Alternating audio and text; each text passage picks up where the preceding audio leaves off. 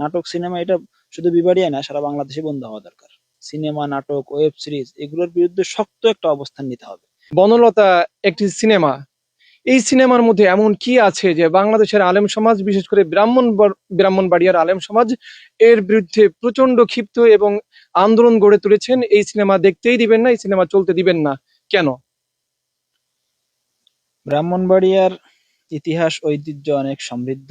ইসলামের পক্ষে, মুসলমানদের পক্ষে, ইসলাম বিদ্বেষীদের বিপক্ষে ব্রাহ্মণবাড়িয়া সবসময় যে বলিষ্ঠ ভূমিকা পালন করে, এটা অন্যান্য জেলার জন্য একটা অনুসরণীয় বিষয়।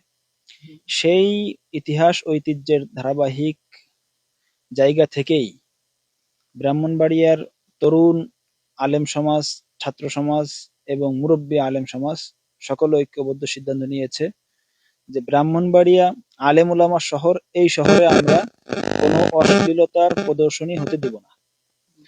এই জন্য মূলত ওইখানে এই যে সিনেমাটা প্রদর্শন করার একটা আলোচনা চলছিল এই কলেজে, সেটার বিরুদ্ধে তারা শক্তিশালী পদক্ষেপ নিয়েছে। এই কারণে সরকার এটা প্রদর্শন করতে বাধা দিয়েছে এবং বন্ধ করতে তারা সিদ্ধান্ত নিয়েছে। এখন বড় বিষয় হলো যে আসলে এই সিনেমার মধ্যে অশ্লীলতা আছে কিনা, এবং এই এটার পক্ষে সেকুলার লিবারেল গোষ্ঠী, বিশেষ করে রুমিন ফারহানা এবং জুনায়েদ সাকি একজন প্রতিমন্ত্রী, তারা খুব জোরালোভাবে এটার পক্ষে অবস্থান নিয়েছে, এবং যারা সেকুলার আছে তারাও পক্ষে নিয়েছে। এর একটা ঐতিহাসিক কারণ আছে।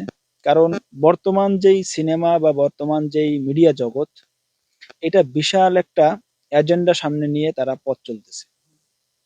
একটা সময় মানুষ নর্তকী নাচাইতো।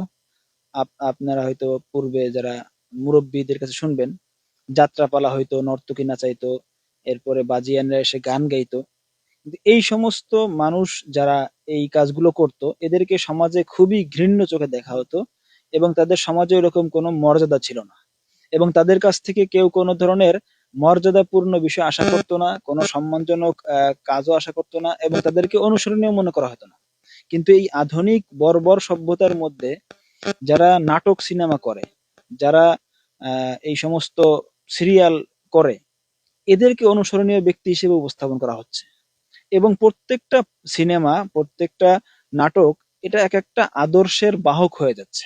এবং এখানে শুধু আপনাকে কোনো বিনোদন দেওয়া হচ্ছে বিষয়টা এরকম না, এখান থেকে আপনাকে একটা আদর্শ এবং একটা মতাদর্শের দিকে ধাবিত করা হচ্ছে, একটা শিক্ষা দেওয়া হচ্ছে, কোনটা ভালো, কোনটা খারাপ, কোনটা গ্রহণযোগ্য, কোনটা অগ্রহণযোগ্য, কোনটা আমাদের ধারণ করতে হবে, কোনটা করতে হবে না, এগুলো তারা শিক্ষা দিচ্ছে। সুতরাং এইটার বিরুদ্ধে ব্রাহ্মণবাড়িয়ার আলেম সমাজ যে সিনেমার বিরুদ্ধে অবস্থান নিয়েছে, আমি তো মনে করি সারা বাংলাদেশের আলেম সমাজের এই সিনেমার বিরুদ্ধে এবং নাটক সিরিয়ালের বিরুদ্ধে অবস্থান নেওয়া উচিত। কারণ হলো, দেখেন বর্তমানে কিশোর গ্যাং, এই কিশোর গ্যাং যে ছোট বয়স থেকেই তারা এই যে রক্তপাত শিখে থেকে সিনেমার থেকে শিখতেছে। জোর করে মানুষের চরিত্র হনন করা, মানুষের ইজ্জত নষ্ট করা, এই যে ধর্ষণ শিখে থেকে সিনেমার থেকে শিখতেছে, নাটক থেকে। এই পরকিয়া, প্রেম, ভালোবাসা, এগুলো সিনেমার থেকে শিখতেছে। আপনি আমাদের ছোট বয়সেও, আমাদের বয়স তখন 30 হয়ে গেছে, আমরা ছোট বয়সেও দেখেছি দুইটা ছেলে মেয়ে একসাথে হাত ধরে দাঁড়ায় থাকলে মনে করা হয়তো সে শেষ হয়ে গেছে, ধ্বংস হয়ে গেছে। প্রকাশ্যে সিগারেট খাওয়াকে অপরাধ মনে করা হতো। জন্মদিন নিয়ে কেক কাটা, এগুলো কিন্তু বাংলাদেশের সংস্কৃতি না। এরপরে হচ্ছে আরো অনেক বিজাতীয় সংস্কৃতি আছে। মেয়েরা আপনার প্যান্ট পরে, গেঞ্জি পরে বাইরে ঘোরাফেরা করা, এইগুলো ছিল মারাত্মক অপরাধের বিষয়। কিন্তু বর্তমান সমাজের দিকে তাকান, এগুলো একটা অপরাধ নাই। কারণ এই যে সংস্কৃতি চেঞ্জ করে দেওয়া হয়েছে, সংস্কৃতির যে পরিবর্তন হয়ে গেছে, এটা সব এই সিনেমা, নাটক এবং এই সমস্ত অপসংস্কৃতির মাধ্যমে। সুতরাং ভবিষ্যৎ প্রজন্মকে যদি রক্ষা করতে হয়, এই যে এই অপসংস্কৃতি, বিশেষ করে সিনেমা, নাটক, ওয়েব সিরিজ, এগুলোর বিরুদ্ধে শক্ত একটা অবস্থান নিতে হবে। সুতরাং এখনই সুযোগ।